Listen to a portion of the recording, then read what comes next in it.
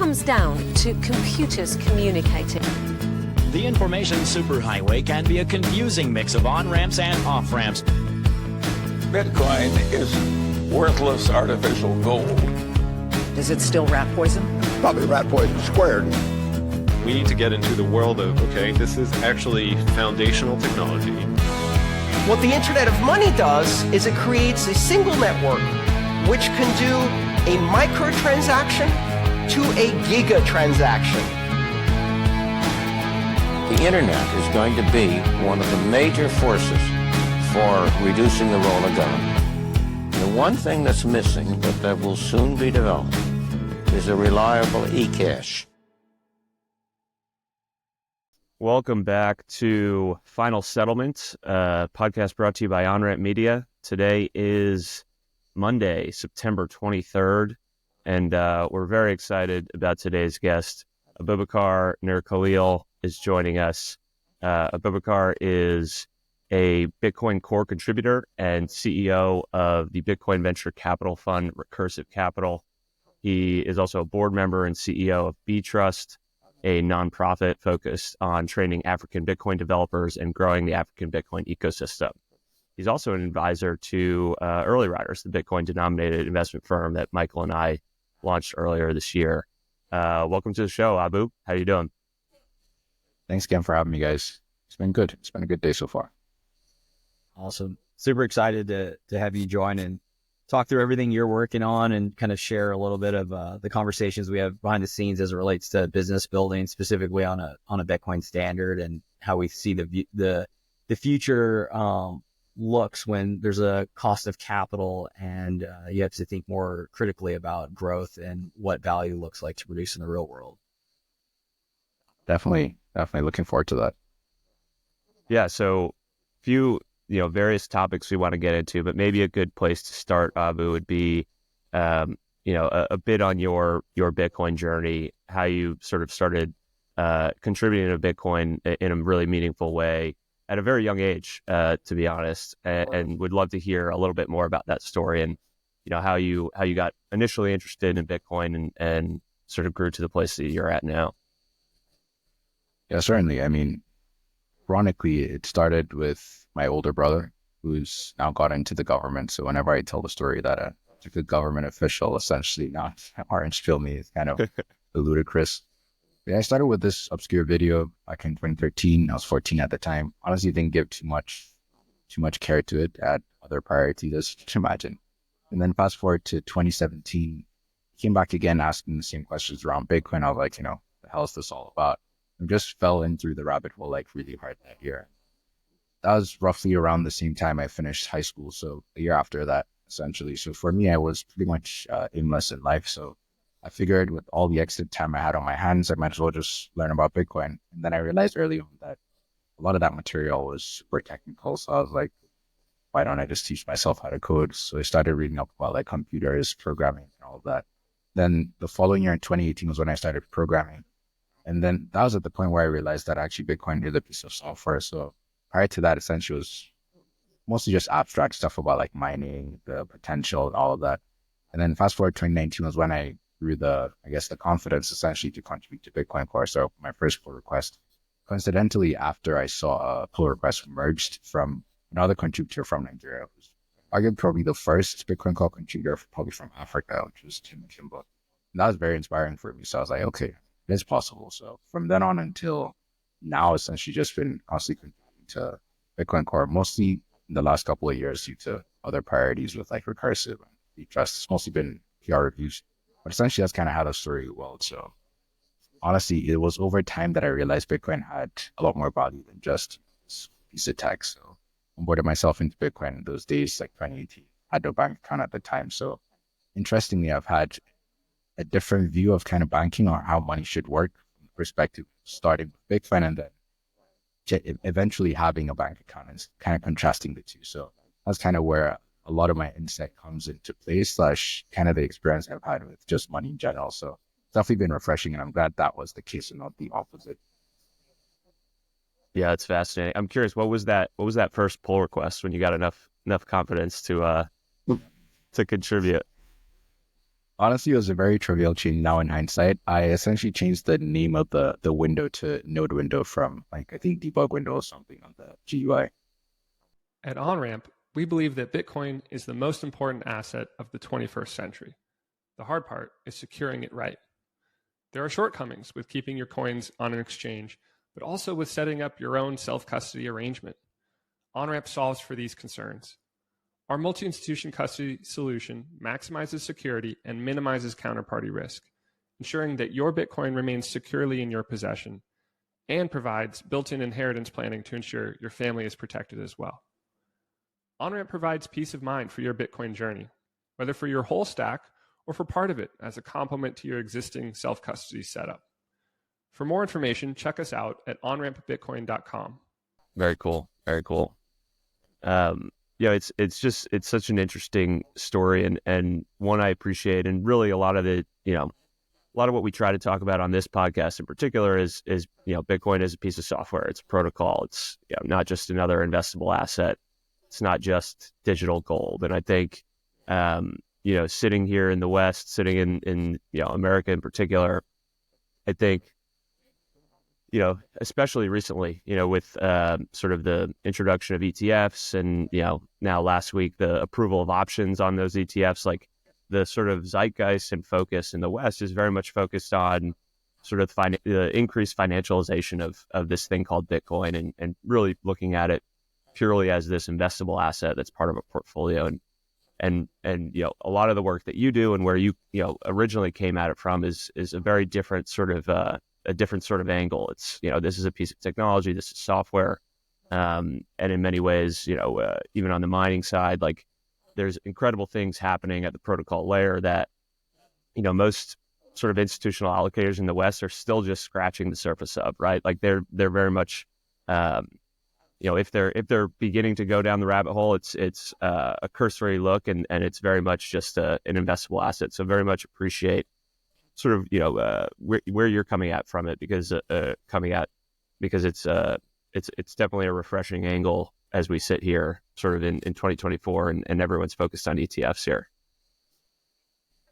Yeah, definitely. We definitely have to zoom out and kind of contextualize a lot of things. I mean, it just helps with kind of insight, foresight, and seeing where the landscape could be in 5-10 years. Right. Well, one thing before moving on your story, Abu, is curious, like on that flow of funds, coming in without a bank account, anything you could share, like how back in the day somebody got exposure to Bitcoin, but then also you referenced it helped in your understanding or thinking about like banking and how that applied. And I'm curious if this is kind of this notion in the West that fintechs have this interest in Africa in general because you can kind of rebuild from the ground up from a first principle layer of tech versus all the like muddiness that exists in the bureaucracy of like the banking system, specifically in the US. Curious if that's true. And then if that is, like how Bitcoin fits into that moving forward with fintechs. I mean, yeah, it's definitely an interesting one. So early days was pretty convoluted in terms of how I was managing my finances. Honestly, if it were to be recorded, I would have probably been seen as like a criminal or something. A lot of tabs, multiple devices, kind of moving flows. But what helped was most of the money coming in on my end from that time was from freelancing. And the good thing was most of the people that were paying me essentially through Bitcoin. And if they weren't, they were essentially paying to the folks that were doing on and off ramping at the time. So these are people that are doing OTC trades. So I had a couple of friends at the time. I'd send their bank account details and then they essentially sell it off the Naira for BTC and then they send to me. So essentially that was kind of most of the time that was what was happening. Sometimes even just physical meetups and sending it through Bitcoin was interesting. But other than that, I see when it comes to the fintech side and the ubiquity of fintechs now, honestly, on the continent, and to the point they're making about like having an opportunity to re-architect essentially some of the issues and the malaise that we see on the financial architecture side here in Africa, definitely is true.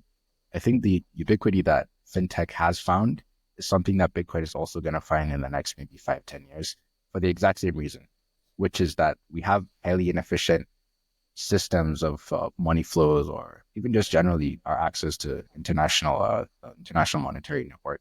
it's definitely hampered. It's one of those things where as a Nigerian, you kind of expect to be banned off a lot of rails, whether it's PayPal or things like that, just for being high risk. And then locally, it's even more convoluted when it comes to sending money, either from your country to another African country. The only thing I can say that works is our banking system here in Nigeria is pretty good. We have instant payments through banks, so between banks you can actually settle really quickly. But other than that, I'd say pretty much everything else within Africa isn't really at the stage where it's that mature. So you can see a lot of these fintechs leverage on creating their own small silos of either liquidity pools / more efficient ways to actually send and receive capital from within countries all the way up to outside of countries. And I think the one thing that they've been missing for a long time now has been Bitcoin, in the sense that you're essentially plugging in from day one into not only just a global monetary network, but one that can facilitate trade and commerce at a local level or even just a regional level. So that's why I feel like there will be that ubiquity when it comes to Bitcoin, not only just for solving that problem, but just in terms of being competitive to the landscape, which is why a lot of startups essentially became fintechs here in Africa as well. Yeah, it's funny to hear, because I've thought about this since working and building in Bitcoin, that like you kind of come to this realizations like Bitcoin's the real fintech.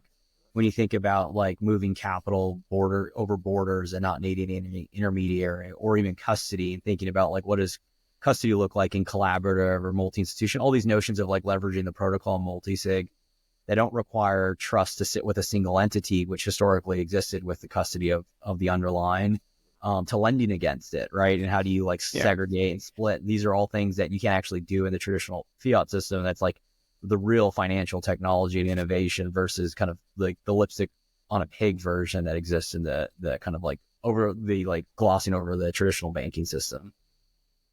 I could definitely say that again. I think you'll be hard pressed to see them not realize that in the next couple of years, especially due to all the innovation and kind of the tech being built right now. So it'll just take a matter of time before they turn around. So how would you sort of characterize the state of Bitcoin adoption in Africa? You're boots on the ground there now. How has that progressed over the past even 12 months or so? I know you gave a talk recently at Honey Badger that was fantastic, and just talking about like really what's most important here, which is like people actually building on the protocol and using it in new and interesting ways, and adopting Bitcoin as money in a lot of these areas. So I'm curious just how you would characterize at a high level what's transpired over the past 12 months or so, and then also where I guess your energy and efforts are focused currently in the region. Yeah, for sure. I'll start with the last 12 months have been kind of just a natural evolution from the last, I'd say, 5 years in terms of people unlearning what it means to build on Bitcoin. And because I think a lot of that, like Michael was talking about with regards to the interplay between fintech / Bitcoin here on the continent, has been highly correlated. I mean, the entire Bitcoin space kind of evolved out of the fintech space from a lot of entrepreneurs on the ground, essentially looking at it as this is a way for us to actually shortcut a lot of the issues that we've been having, trying to solve for a while, all the way up to realizing, okay, this is an actual monetary network that can have its own different niches / ecosystem that we can kind of build on, whether it comes to mining or things like that. So we've gradually gone from being kind of a pocket of the fintech space to becoming essentially more and more its own ecosystem that I think will kind of subsume the fintech ecosystem as well as a few others, to be honest. And now we're at the point where entrepreneurs understand what it means to build for Africa, at least at a small scale in terms of building on Bitcoin for Africa.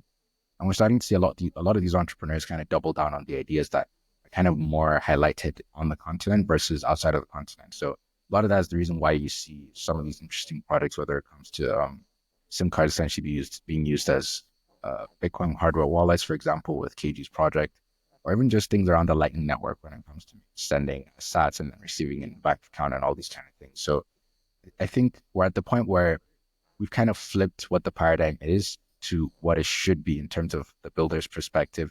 In terms of capital allocation / other things, I think is just going to naturally follow as more things kind of take better shape.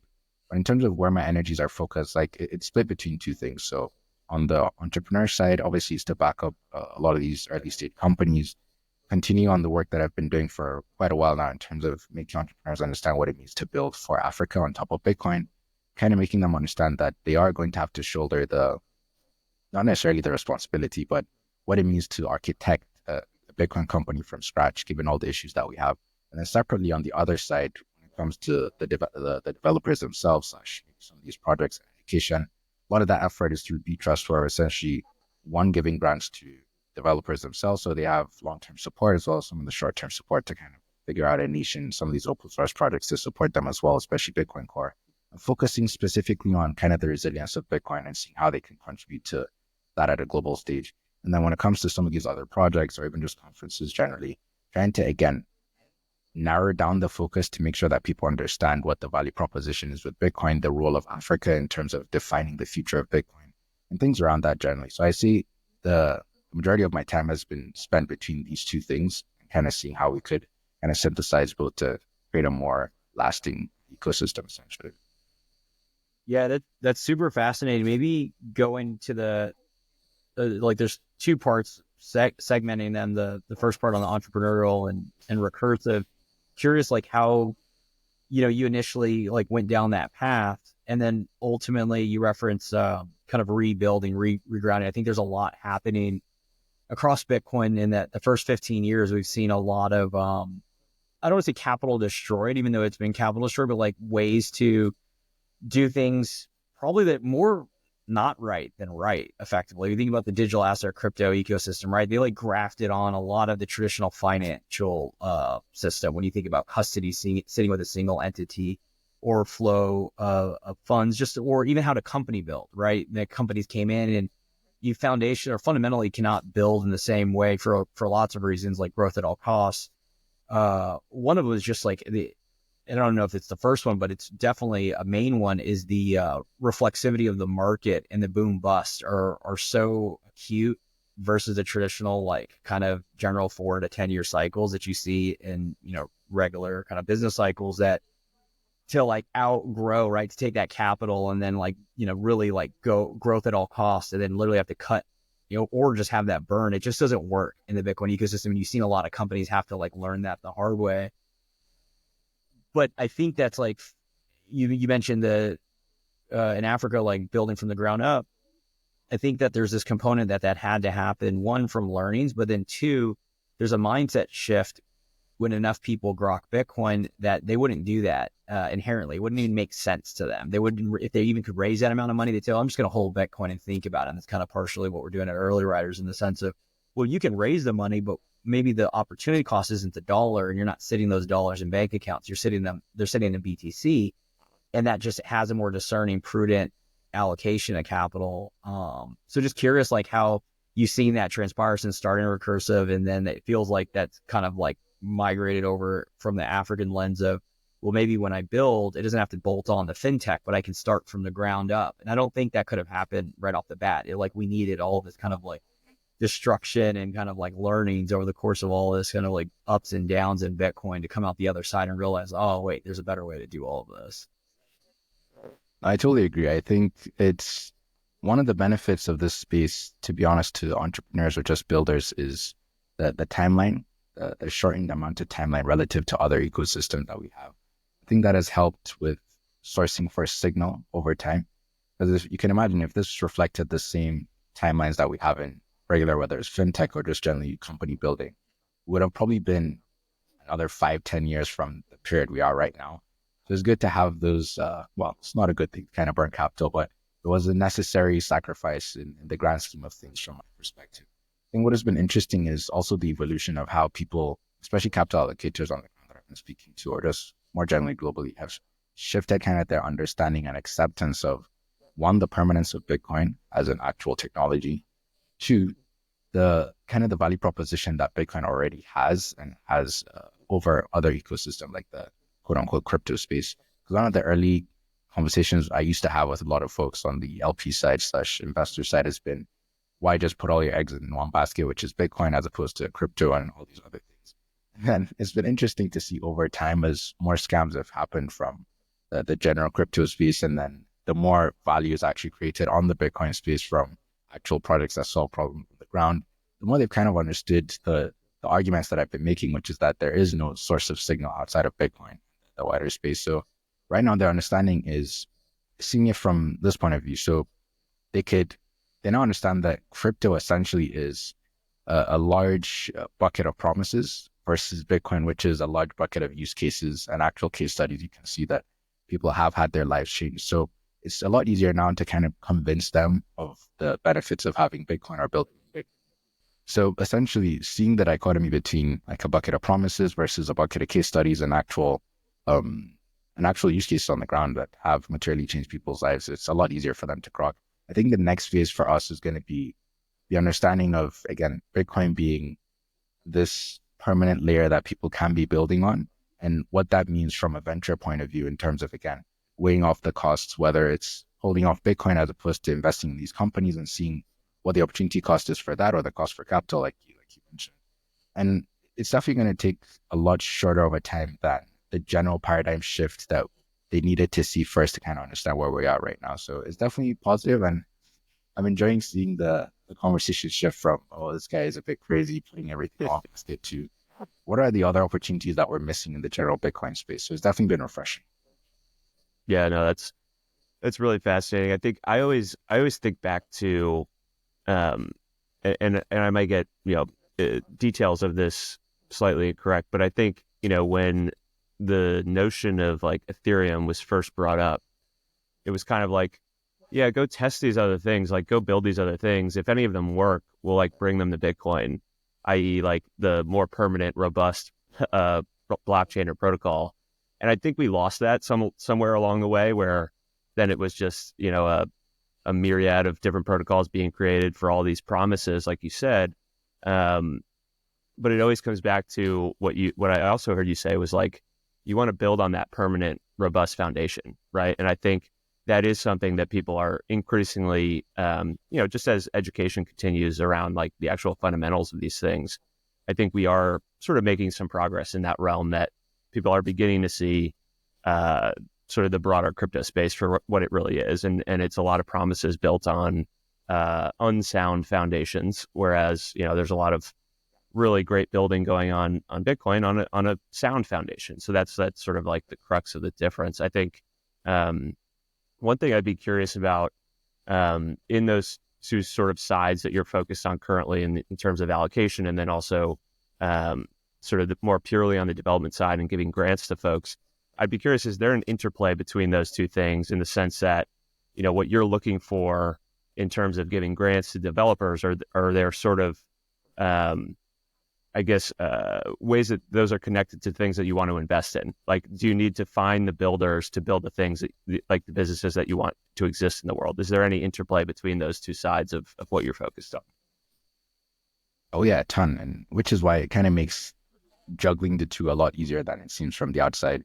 So in terms of the interplay, I'd say naturally it's contributed greatly to kind of the sources of the pipeline for the fund side in terms of recursive. So previously, essentially either reaching out to entrepreneurs and seeing what's kind of in the lay of the land, and as well as combining that with getting inbound from entrepreneurs that are aware of us actually allocating capital. But over time, that has shifted into kind of understanding and seeing that we're very, very early. So we kind of have to induce some of that innovation to a certain degree on the builder side. So a lot of that has been also bringing on three other essentially sources, which is one from the general developer community that we've essentially managed to create from, I don't want to say thin air, but let's say conjure from the existing talent that is pretty much around that would have gone to crypto that now, thank God, is in Bitcoin. So a lot of that has been folks just testing ideas and then reaching out and seeing if there is a business case that can be followed up on the venture side. The other side is also just seeding ideas into the ecosystem. So coming up with ideas internally at Recursive that we want to fund, that we think is useful, and then kind of looking for entrepreneurs to build on that and then take it off, and then we fund that essentially. The other thing is essentially looking at it from the perspective of the existing companies on the ground that are now shifting their focus to double down on Bitcoin building. Because previously, a lot of these companies that were quote unquote Bitcoin companies, to the extent that they were at the time, all the way up to now, and kind of also shifted their focus to expanding some of the things that they've been building on or working on internally. So some of that gets spun off into actual companies / the folks that are building on that get to fork themselves off of the company itself and then forming companies. So that's another essential piece of the puzzle. But I say in general, the interplay is tightly connected. Like one of the reasons why I was really, really passionate, especially in terms of understanding what is necessary for the space to kind of be at the point where I, right now, in terms of the venture side, has been the lack of developers. So it kind of follows essentially a cycle where you need a critical mass of developers to, one, be in the space building, two, understanding what can be built based on the tools that are being built more generally in the global space and the ecosystem, and then having companies come as a result of that. So essentially all these cycles are funding these developers, educating them understanding that, okay, they can build on Bitcoin from these use cases, and then some realizing that there are business cases that can be built on top of that, and then coming all the way up to the venture side. So essentially is a cyclical cycle for kind of development, that kind of bridging myself in between the two. So essentially that's the interplay, and it's likely going to continue the same way. I don't think there's going to be like a shift where it will be venture creating the open source dev stuff, because there's the issue of the tragedy of commons really at the open source side. So it's always going to follow from the open source side. Yeah, and that makes complete sense to me. I think it's actually the future. Everything we both kind of stumbled into this recursive feedback loop. This is hence the name. Yeah, I mean, honestly, I think this is how things were always done, and we forgot about them, right? Like if you had a large conglomerate and you built, and then you naturally spotted gaps in the market, and you had capital, you would go out to the market and you would be able to understand what needed to be built. You weren't theorizing and just sitting in an ivory tower being able to think through it. It's a similar example with you're describing as you were coding, you were in the market, you're looking at opportunities, you're seeing things, you're building, you're seeing other people build, you're ideating and influencing some of your vision and thoughts where they're picking it back up. They build things, it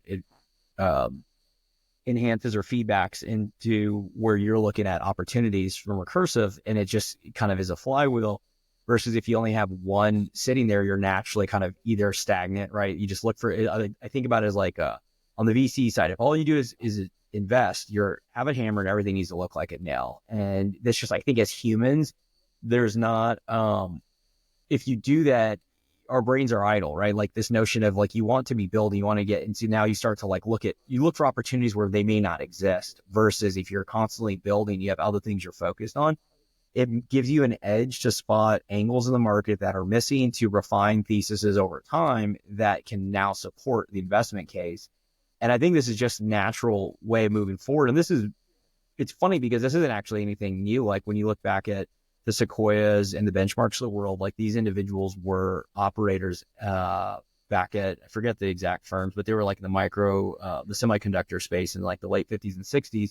They spotted all the gaps where like, Atari was a good example of this, like where Atari started to pick up steam because they were buying a lot of these semiconductors and then realizing like the growth from there, and they were able to influence, go to market and all the things that naturally come from building a company from the ground up versus not. So yeah, it's a very cool like dynamic that you found yourself in.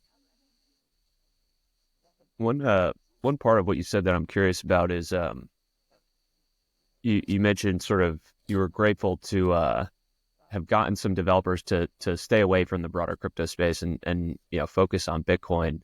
How would you sort of characterize the general movement of human capital in the development space over the past, call it 12 to 18 months? Because I think there's been this notion of sort of a Cambrian explosion, if you will, of like newer, new people coming to Bitcoin and wanting to build on the protocol. But you look at something like, ordinals or runes or these types of things, where I think it's almost like going back to what I was saying before. It's like, well, we could look at what Ethereum did, but like we should be a little bit more discerning about like whether we want to bring that to Bitcoin. And I think there's been sort of this influx of people who are just saying like, no, let's just bring all the stuff that we tried on the other protocols to Bitcoin, whether it's NFTs or different forms of roll-ups. So I'm curious, like, I guess first part of the question is like, how would you sort of characterize that sort of flow of human capital, if you will, development mind share? And then second part of that being, what in your mind, what is the most valuable sort of 2 or 3 areas that a Bitcoin focused developer could be thinking about currently?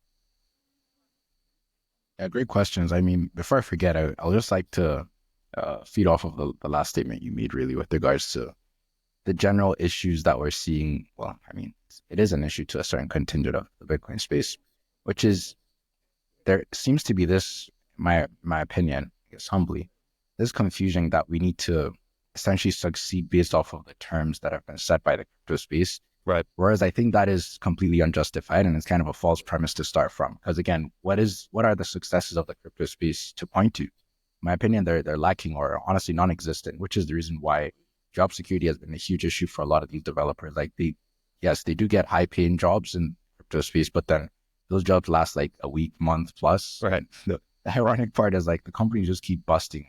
Most of the time, the conversations that I have with a lot of the folks that are working as developers in the crypto space is constantly looking for the next job, versus the Bitcoin space, where a lot of the conversations are around sitting down to look at how they could double down on the work that they're doing that will have effects in the next 5-10 years. So you can definitely see that there is a difference in terms of the mindset when it comes to Bitcoin versus crypto, where the Bitcoin side is mostly around developers that have understood that actually this is a useful tool that now provides for a lot of use cases that were previously either impractical or maybe just purely theoretical that could actually be built on top of. So there's that, I would say, resurfacing of interest just as a developer to kind of work on things that materially can make a difference given all the case studies that already are existing in the Bitcoin space. And when it comes to the opportunities that they can explore, and when it comes to the niches, there are a variety of things from, mesh networking all the way up to payments being a huge one, all the way up to even some more niche ones around communication protocols with the interplay between Nostr as well as Bitcoin, or even those that are more interested in the artificial intelligence side, which, to your point, in the last 12 to 18 months, you've seen quite a lot of them come to the realization that maybe Bitcoin is a currency for artificial intelligence and kind of the next wave of the internet. So we're definitely seeing a lot of those trends. But I think, again, just to narrow down to the issues we have right now with regards to people building ruins or some of these other protocols, I do think it's just a natural function of kind of, again, this miscommunication or misunderstanding that we have to succeed on the terms of crypto versus on the merits of Bitcoin as it is. So I think we'll likely continue to see that, but it'll probably die off again, like a lot of the cycles we've seen with Bitcoin. A lot of these ideas and protocols are to Bitcoin. You've seen them in the early days. They just keep cycling as more things happen in the crypto space and then they get brought into Bitcoin. So I wouldn't pay too much attention to that. I think the long-term builders are easily going to outpace importance-wise to some of the other guys that are doing maybe frivolous, quote-unquote, things that you might consider. Yeah. Here, on that note, Abu, how do you think about, like, how do you segment? Because there's two brains you have to use in the sense of thinking of innovation and being a developer and, helping fund developers. But historically in Bitcoin, I think objectively innovation is not the easiest to monetize, right? It's generally pretty early. It takes a while to find commercial use cases. And then even the commercial use cases, the businesses generally aren't the most, investable or monetized. I think about like multisig's a great example where, Belshi had the first implementation maybe 10 years ago, 11 years ago. They built a business, but it was an exchange. They had to naturally, kind of do a little bit more in crypto to justify or to make money. But then really the consumer version of multisig came around in 16, 17, and you had like collaborative custody, but it's been kind of like hard to monetize that, but it at least got commercially viable and lots of people now use it. And we know of like, there's the Nunchucks of the world and Casas and all these different companies that do that. But that took a while, right? And just curious how you think about, innovation versus and how to manage that versus like opportunity sets that meet the market where there's an actual need. Yeah. I mean, it's an interesting one. It's definitely still a learning process, to be honest, because I'm constantly being surprised by just the evolution of the ecosystem. Like there are times where you're like, oh wow, this is happening a lot quicker than I would have anticipated versus, oh, this is going to take way longer than I had thought really previously. But I think what's interesting is in terms of kind of the dynamics of doing venture at this early stage, given the entire ecosystem is essentially early stage. And even when it comes to just general Bitcoin companies, we still don't have like Bitcoin unicorn companies yet. So we're really at that stage where even exit strategies have been something that are, it's kind of like a general issue in the space where there isn't exactly a path to exit for venture. But then again, it is an opportunity for us to maybe rethink venture, which is what's interesting about ideas like early riders too, where you don't necessarily give in to some of the incentives that we previously have in terms of general venture. So that's another opportunity. In terms of bridging the two, like the way I see the role of Bitcoin VCs, especially in this stage, is kind of walking the path with the entrepreneurs side by side. So capital allocation is not just enough at the early stage, because you can throw capital as much as you want at the problem. It's not going to find a use case on the ground. It's not going to find a business case. It's not going to really help the entrepreneurs because a lot of the work that they're going to be facing / the issues have to deal with partners that can weather the storm together with them, as well as providing a path for them to actually succeed. So a lot of the work really with Recursive isn't just giving out checks. It's essentially giving out checks and helping the entrepreneurs on a day-to-day, or even to the frequency that the problems that they're facing require. So a lot of it has been, I think, with more stability into some of the tools and services that are already built on the open source side for Bitcoin. Your point about multi-sig, the easier it is to find kind of business cases, because now the issue isn't relegated strictly to the theoretical side of how can this work on a technical side. It's more a case of, okay, now that this works to the extent that it does, what are the opportunities that we could actually meet on the ground that people have been facing that this now actually is able to do so? So I think, again, it goes back into the cycle of feeding from having all these successes and stability when it comes to the open source tech, all the way up to realizing that, okay, this can be implemented in the real world, and then see what the most effective business cases are. Because again, we're really early stage. A lot of these Bitcoin companies pretty much don't have any viable business cases, and the ones that do are kind of like a handful. And even those ones typically do have to keep working with them to get them to a stage where they're sustainable. Because it's not just enough to have a business case. You need it to be sustainable for it to be a business. Otherwise, it's just a project that can make money for the short term. So bridging the two and realizing where to bucket the two and kind of how you support each has been the primary thing that I think we'll have to continue to work on to see where we can get it at a stage where maybe we have templates for others to follow, or will be coming into the VC space moving forward. But that's essentially kind of how I see the dynamic. Have you seen more play out in Africa versus the US? Like the example that I think of, and this is probably not completely fair, but I think it's directionally that most people don't talk about, is Lightning. So Lightning was looked at as it is, I think, a big innovation, scaling Bitcoin by layers, but at the same notion, like people just don't spend Bitcoin in the US. And I like to it's like the one that's easy to pick on without naming any others is David Marcus's firm, Lightspark. Lightspark. Yeah, because I think of it as like a waterfall where you get the big VC to invest, and then it's a waterfall of everyone else is buying their product from an enterprise perspective. So then the, pre-seed, seed, or even Series A uses the top, and then you kind of just flow, and that's like the capital stack. But nobody's actually spending the money. Either you're not getting meaningful flow through Lightning rails to justify a business model, or nobody's using it from an enterprise perspective. Like Coca-Cola is not going to X Lightning company, right? So it's like this waterfall stack that I think is similar to multi-sig in the sense that was the next layer, and probably a few years out where then you see some real crazy use cases that can justify real venture style returns. But does that, I feel confident that's a version of the West that nobody talks about, but I don't feel confident in Africa that's the version. Curious, if more people are utilizing Bitcoin from payments, or does that kind of port over in the same use case? That's not really, yeah. No, it's definitely the case. I think what's interesting is with Lightning, it's a general issue of, I think, just sheer volumes of usage. Like a lot of the payments are typically, especially at least here in Africa, tend to be really micro payments. So you're not going to have a lot of these business cases that rely on either transaction fees or some of these other, say, vanilla business cases really taking off steam. Because again, having a percentage of what is the equivalent of maybe $100 per month isn't necessarily going to make you a big business. But what's interesting to see is, and this ties into a whole different conversation without getting into that rabbit hole, but what I've been interested to see is kind of how USDT adoption has progressed in the space, especially in Africa, specifically with regards to tapping into the existing demand of people wanting to have cheap access to USD. And I think in that way, it probably highlights an example that we could highlight for Lightning, or maybe some of these other specific niches in Bitcoin where you don't necessarily have to create demand from scratch in that specific instance and then have business cases built on top of that. I think you can just tap into existing demand that people already have and then allow for your technology to kind of facilitate that, which is what USDT has essentially done, and which is why the volumes are just crazy, especially in the last couple of years where people are starting to realize that, okay, the government doesn't allow me to hold US dollars, whether it's physical or banknotes, or even the bank accounts really don't necessarily support it at a global level where you can send or receive USD the same way you would want to. But USDT allows for you to do this globally.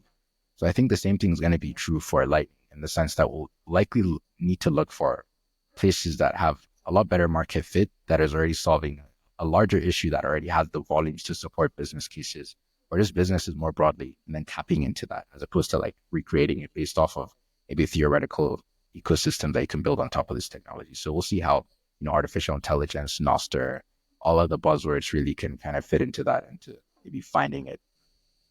Yeah, I'm glad you brought that up, because I was perfect transition. I was gonna ask you your view on sort of stablecoins generally, in the sense that, going back to what you said before around, the broader crypto space doesn't really have a whole lot to show for it at the end of the day in terms of like successful use cases. I think if we were all being generous, we would say, well, maybe stablecoins would be the one thing that like they've gotten some traction with in the market.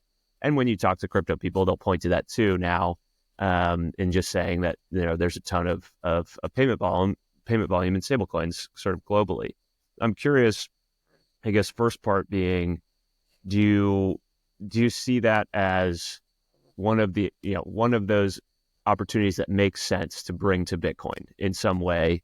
And then if yes, in your view, what are sort of the best ways that people are going about doing that now, whether it's, something like Taproot Assets or, things on the eCash side? Curious what your view is on sort of the different ways that people are going about bringing, US dollar based value to Bitcoin. I mean, honestly, it might just be one of those situations where it might not be all too beneficial, in the sense that you might have to sacrifice stability and maybe at the certain layers for you to support either stable coins or maybe just this general paradigm of having stable currencies in the Bitcoin realm. I think it might just be a case where, honestly, you leave that to the folks that are already doing all these other protocols, whether it's Tron or things like that, and just focus on things that work with Bitcoin to maintain, again, its resilience, making sure that we're not introducing things on the based off of sacrificing it as a result of saying, convincing ourselves that there is this extent amount of use case that people could tap into, and that we could capture all of that in Bitcoin. I don't necessarily think that might be the most sound way for us to build something that we want to still be around for decades. I mean, we're taking examples from chains and other protocols that aren't necessarily even stable or even going to be around for the conversation that we'll be having with our grandkids or even great grandkids. I don't think that might be the necessary path to take. But in terms of, I think the one thing that maybe crypto can show for it, definitely it is stable coins. And I mean, the one thing really is the stablecoin ecosystem just reflects the current state of geopolitics, one, as well as the current state of economics more broadly. So it's not a case where it's something that is a Bitcoin problem or maybe is a technological problem. It just reflects the stage of human civilization that we're at right now, whether it comes to dollars, hegemony, or maybe just some of the issues that we have with regards to a lack of national sovereignty, which is tied into conversations that people have been having of maybe having currencies that are stable for national, for maybe countries on the Bitcoin protocol. So I think, honestly, a lot of it is just a combination of, we have a lot more things that need to be fixed outside of Bitcoin for it to reflect in the use cases that we could find on top of Bitcoin, versus saying that this works because of the way things work right now, and then we want to port that into Bitcoin and then kind of replicate that same success. So I think we just have to separate our concerns and then focus on things that are more long-term than just trying to replicate the success of stablecoins. That makes a lot of sense. And it goes back to what you initially said, or we're discussing about something we just think about. It makes foundational sense, but it hasn't been approached in that you want the use case to come from the existing world. Like you graft Bitcoin onto it. It's this notion of you're not recreating the entire wheel, you're kind of repurposing it. And then maybe over time it can look a little bit different, but it's this notion of if there's demand for a use case and Bitcoin can port over, that's where you can find some kind of monetization, some kind of commercialization that does it. But that generally comes from a market of professionals that have been around for a very long time because they know the existing system. Like to change it, you have to know it very deeply. And then into that ties into like banking, fintechs, and then it goes to the second order of there's probably a lot of incentives on why people are pushing stables on Bitcoin. But at the end of the day, like to your point, there's tech debt that comes with it, but there's also like commercial debt. There's like this commercial in the sense of somebody has to understand that, even though people think that you can obfuscate it, like the first movers or the first adopters have to start to understand, well, wait, what's happening here? And at the end of the day, like stables have multiple layers of counterparty risk. So putting it on Bitcoin doesn't really help the underlying stability of the underlying. So it doesn't matter what the currency is. If it's a Tron or the blockchain, it's just a database that somebody else is controlling. We all know that. So just use whatever is there. That's your, understand what stables are used for. and then Bitcoin to sit next to it, just provide a better experience over time for the individual to understand what they're doing within an application, versus like trying to merge and conflate them two feels like some of those misaligned incentives with VC, and like somebody raises $100 million to put things on Lightning. Now you have to start creating these weird Frankenstein solutions that don't really make sense. Exactly. And honestly, that's the main, I think, insight that we probably have to base a lot of the next couple of decades of building on top of, because if we do go the path of just distracting ourselves with things that we think are priorities, then it kind of muddies the whole water for the entire enterprise just working on Bitcoin in general. Yeah, and nobody talks about this, and I'm not sure why. Maybe it's the incentives, but like the reality is we're so early to Bitcoin. The two main use cases are how to buy it and how to hold it. And like you can make successful businesses or venture firms just focusing on those two, because the part that everybody forgets is Bitcoin's money. And if Bitcoin's money, it requires financial services. But the kicker is financial services are localized. Everybody forgot about that with the aggregation of big banks. So every city, every like country or every state like can have its own Bitcoin version. There's enough to go and like actually educate and get those people in, because nobody's, again, it's 0.00 whatever 1% of all humans are into Bitcoin. And I think what happened was we grafted on traditional tech and venture, where we got really excited by like just always improving and optimizing for, these big things that are going to come. And there's no doubt like they'll come, but it's like, will they come when we're alive or in the next 10 years to return the capital or for people to see it? And generally it's probably not the case. They're good friends. And I don't know if this is exactly fair, but like the person that the group that comes to mind is Mutiny. Because Mutiny like had a lot of tech and a lot of things, but like, it's just like, was there enough value, time, motivation to like build something that people are using in 2024? Is it a 2028 project? And I think that's like the stuff we have to like work through as like as groups building in the space of like, what do we find the time? And to your point, like capital will be destroyed, and I guess it's needed, but I always think about like, I don't want it to be my investors' capital that's being destroyed if we're going to like have to do it. So that's the delicate balance there. Does your Bitcoin custody setup keep you up at night? Maybe you still have coins sitting on an exchange worried about hackers. Or maybe you've set up your own self-custody but don't feel safe with your Bitcoin savings stashed on a little plastic device in your desk drawer. Gain peace of mind with Onramp and our multi-institution custody solution. Here's how it works.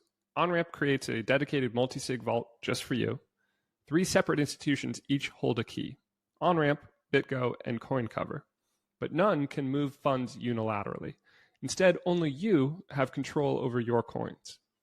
With Onramp's multi-institution custody, you'll sleep better at night knowing your Bitcoin is stored with best-in-class security on-chain with fault-tolerant multi-sig. If you believe your Bitcoin is going to be worth a lot someday, don't jeopardize that future by exposing your coins to hackers on exchanges, $5 wrench attacks in the real world, or perhaps most importantly, the risk that you might screw something up with a highly technical self-custody setup.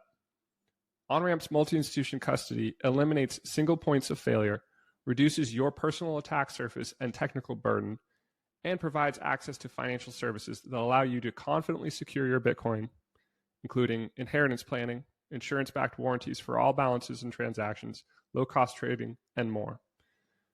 Bitcoin is a once-in-a-species asset. Secure it right. Learn more at onrampbitcoin.com.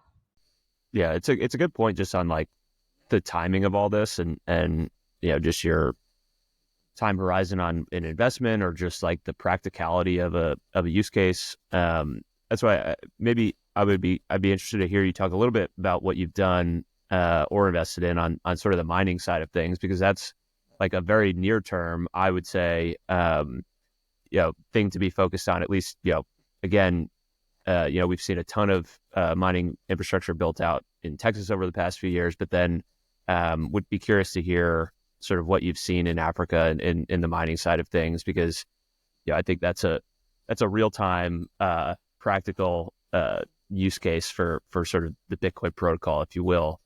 So we'd love to hear sort of a status update on that.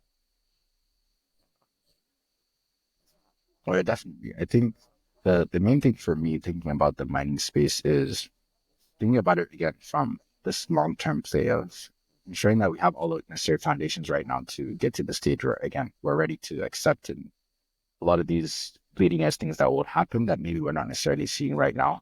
So a lot of them has been kind of a mix of seeing what the energy market state is now in terms of both from a sovereignty perspective. Increasingly, honestly, has been one of the main things I've been thinking about in terms of Africa essentially leveraging Bitcoin mining to explore some of the energy sovereignty that has been missing from other ecosystems, like just mining for natural resources, which honestly has so much technical debt and guess if you could call it that when it comes to looking at some of the consequences of exploring that through that avenue. I think there is that aspect. The other aspect obviously is on the business case side. So it is kind of balancing off. Are you trying to start off multiple mining operations and then funding companies that engage in that? Or maybe is it a specific company that has some use case in some part of Africa that you're trying to explore as like a pilot test case for maybe looking at how you can fund that more broadly? And honestly, where we do sit right now, there are a couple of things that are in play right now, which I'm saying can't necessarily disclose, but high level, the way we're looking at this is from all three angles. So looking at what makes the most sense given the state of affairs right now, from just the Bitcoin halving cycles all the way up to kind of the unit economics. Does it make sense? Does it not make sense? What are the ways in which we can improve some of the issues that we've had with generally repairing machines here on the ground when they come here, or even just facilitating machines getting into Africa? And a lot of that, honestly, is just looking at how some of these early stage companies fare in the next maybe 12 to maybe 18 months. And then looking at how in between that, we could finalize some of the investments we're looking at from that perspective of having these guys mine in certain locations, having that as pilots to kind of feed off of maybe some other operations that might do with maybe government level mining operations or just exploration for energy management, and seeing how we could also explore some of these other bleeding edge aspects when it comes to maybe starting up some of these data centers that are kind of missing on the continent, and then maybe selling off compute and maybe using mining to offset some of that cost. So there is just managing the really, really bleeding edge all the way up to some of the more realistic business cases. So essentially that's kind of where we are right now. Gotcha. That's super helpful. It makes a lot of sense. One thing you mentioned in there was sort of the regulatory landscape. And I'd be curious, something I think I've heard you say in the past is like you would like to see greater consistency from the various regulators across Africa. Are we getting any closer in that respect, or is it still very sort of disparate in terms of how regulators are approaching Bitcoin or mining specifically even? I mean, honestly, I still have hope. I don't want to sound too bleak. I think the main issue is it's just balancing out two things. You're trying to balance out on the government side, at least putting my empathetic hat on. I think what they're struggling with is balancing off protecting people, specifically the general populace / investors, and then also balancing off protecting the national currency as well as obviously defending our economy. Because just for context, like Nigeria specifically has been called, the giant of Africa for quite a while, but we've slipped down to fourth right now in terms of the size of our GDP, the size of our economy by GDP. Like we're way behind, I think, Egypt, Algeria, as well as South Africa. So for the government, I think managing inflation, managing the decline of the currency to insane levels where it's on par with sats is just of high priority. But at the same time, they also do have an obligation to the general populace to kind of spur some of these economic development, which requires you to also kind of prioritize providing an enabling environment for innovation to take place. And now they have realized like there is that permanence to the general ecosystem, more specifically with Bitcoin. But the problem, I think, with balancing these two is the lens that they're viewing it from, which is crypto and Bitcoin is the same thing. It's the same ecosystem. So the problem they're going to have to face, or at least confront right now for it to get really good for our end, is to segregate these two ecosystems and then regulate them accordingly. Because the problem is Bitcoin is not like anything that's outside of the space. And it's its own ecosystem versus crypto, which is pretty much all the same thing. And it's all just securities pretty much. So in terms of how you regulate it, I think that's up to, our Securities and Exchange Commission. In terms of the other ecosystem, like with Bitcoin, I think it's going to require a lot more of an open framework to kind of understand everything that's happening in the space. And then other than that, I think the other thing that they need to do is kind of synchronize on who gets to set what regulation that kind of cascades into other regulatory agencies. I mean, for now, the de facto situation we have is the Central Bank of Nigeria essentially setting regulation and then everyone else adopting regulation that adapts to that new framework. I think what they probably need to do is look at each department and then, again, first of all, segregate Bitcoin from crypto. And then accordingly, if we're talking about Bitcoin regulation, what are the aspects of the Bitcoin ecosystem that should be catered to maybe securities, if there is to that extent, or maybe commodities, or even when it comes to just defending the national currency, what does it mean for you to regulate a Bitcoin exchange or a Bitcoin only exchange? Right now, the unfortunate situation we have is the exchange side. We have two native exchanges that have now been declared as illegal. They aren't necessarily operating as having a license. They're within an incubation program. So the problem with that is we don't have any Bitcoin native companies in those incubation programs. So what it effectively means for us is if in the next couple of months/years to the duration of this program, if we don't have any Bitcoin companies in use, likely have regulation that again is ill fit for the entire ecosystem. So like more issues coming out of that as opposed to what they're trying to fix for. So honestly, a lot of it has been, again, trying to be as consistent with the messaging as possible, trying to understand where they're coming from, trying to engage with them constructively, which is, it's not the easiest thing to do to begin with. And then more broadly, honestly, just seeing use cases that work on the regulatory side from other parts of the world and then building a kind of general framework that works for us here on the ground as opposed to just copying it, which is what a lot of these agencies have been doing, unfortunately. That's such a great question, Brian, in response, Abu, in the sense of like, we talk about order of operations again, and you just hit the nail on the head that like what you said is happens everywhere at the most micro example from a human, an individual wondering like crypto and Bitcoin. And then is it, if it's conflated, then it's a risk allocation versus if it's a store of value, then you can really come from first principles of like an allocation that's material because it's just a better way to store one's wealth. And we find this all the time happening with institutions, RIAs, like there's this conflation. And so now you have to start back from the beginning. So we focus heavily on education, but then we've seen this in the UAE specifically, right? Where ADGM and VARA, like they're just, the regulators there they merge both together. And I think we've kind of seen at least somewhat okay, like in the West so far with, the CFTC and commodity, it being deemed a commodity versus crypto. But I think like what you outline is, if you can drill a little bit more, because I know you talked about it with Matt on like, I think everybody sees the headlines in Nigeria that, they're like banning Bitcoin, right? And it's like, that's not what's happening, that they're deeming certain exchanges to have a regulatory approval to like participate. And I know I think you've been working with them. If you can just share a little bit more about that, like what's actually happening there, that they're not banning Bitcoin, but they're trying to build, but again, they're the regulatory body. So they naturally have bureaucracy that I think you're hitting on is not the most efficient as well in learning.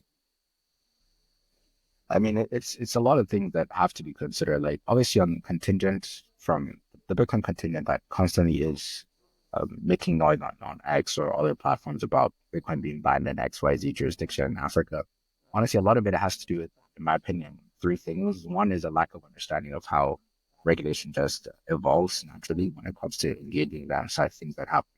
And just the general timelines, I think, is another thing that they're kind of not understanding. Like it's easy because we're in this large bubble in the Bitcoin space where things move so fast. So the expectation is for everything else that reacts or interacts with this ecosystem to also match that type of energy or that timeline, which is honestly not the case. It's not something that's going to be practical for us in terms of regulation too.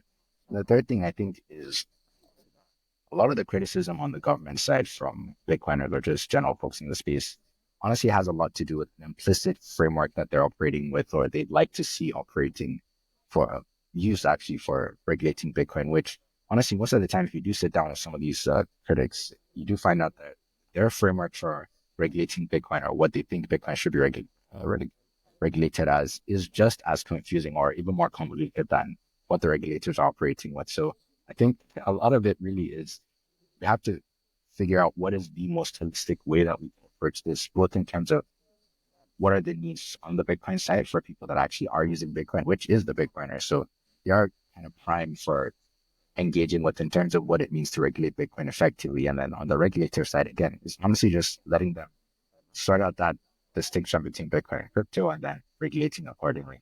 I think, again, a lot of it is just to keep it clear, like the Bitcoin regulatory landscape in Africa it just matches the regulatory regimes across each of these regions. Like if the priority for the specific region has to do with maybe fending off any sort of competition to the national currency, a lot of that would have to do with their central bank regulating that. We've seen that with Nigeria, Kenya, some of these other regions. But if it has to do with maybe commodities or maybe they're facing issues and trying to increase maybe the amount of inbound coming in from tax, they tend to move towards regulating that as maybe an asset class essentially on its own. So I think what people have to realize is when you're looking at some of these headlines coming out of Africa, the first thing that you need to do is figure out what the regulatory regime is in that specific region, and then understanding how that affects exactly what the new news is that's coming out of that. So for Nigeria, again, like you mentioned, the very example is with the exchanges.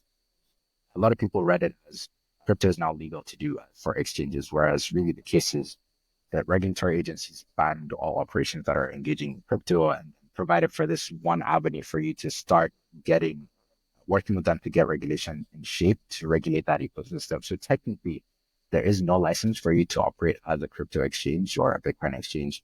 And what you have right now is being a part of this program. And again, it's going to be probably the same case for a lot of other African countries. Or to be honest, I think what they're doing is looking onto Nigeria and some of these other parts that are maybe more mature in terms of their regulation to see what makes the most sense for them to adopt. But again, if you see news coming out of Africa, the first thing to do is get context around the country, the regulation, and then figure out, okay, this new regulation itself, where is the primary source of information? Is it the central bank?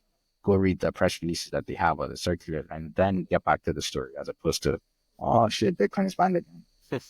The cool part is we'll figure this out because like El Salvador, I think, was first, and everybody that's ever been close to that knows that it was a complete shit show and how they had to figure it out. And then the UAE came around in Singapore, and it's gotten a little bit better, but everybody that's there still knows. And then we obviously have what you just described, and it just takes time for this to, like, the framework. Because I think to your point, like your brother being involved, like there's good people in these agencies, they just have no idea what they're doing, and if they do know, then there's all the bureaucracy to figure it out. And so it kind of like seems like a pretty practical approach. Is like, maybe if this is all a Ponzi, or like there's some scams here, let's stop it, and then let's let people gate through as we go. Maybe that's, I don't know if that's the right approach, but I can see how you could come to the other side of like why that would make sense in a country. No, exactly, honestly. And that's the most practical way forward. And it's going to take some patience on both sides. The regulator side, having the kind of the humility to kind of understand that this is frontier tech.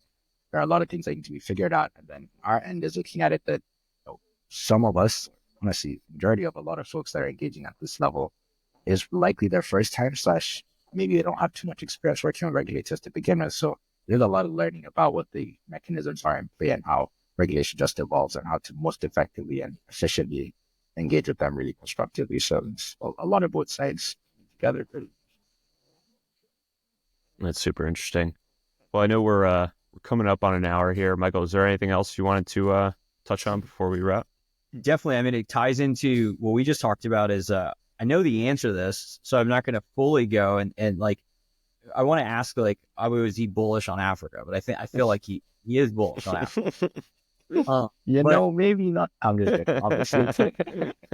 I mean, we're bullish on Africa as well. But I want to go into, like, you have intimate knowledge of why you are, boots on the ground, and so, like, curious on the different aspects. Two that I want to just like tease out are the engineering development, right? Like, since I was, back in the Googles and WeWorks of the day, I've always seen this interest in engineers in Africa, and like Indela was a big one from like outsourcing to get talent there.